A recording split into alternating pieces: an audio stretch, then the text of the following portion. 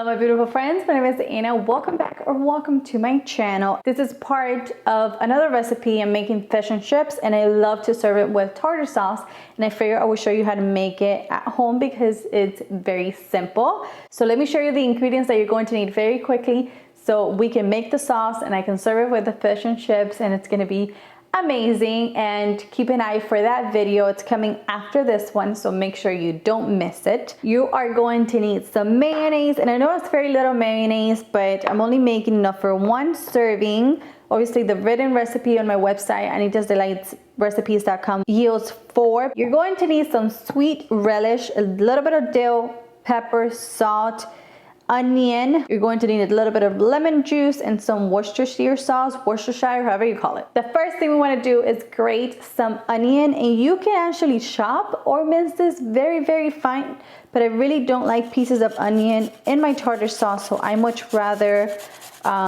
grate it. I'm going to add some sweet relish. You can also use pickles if you don't want to use sweet relish. You're going to do a little bit of that Worcestershire sauce, some pepper, some salt.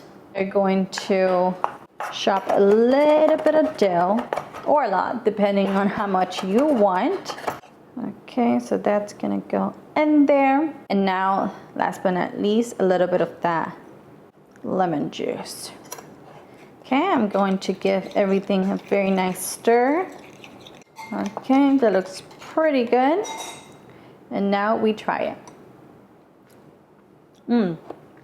This is quite delicious. So I hope you enjoyed this very quick video on how to make tartar sauce, and I hope to see you in the next video. Bye bye.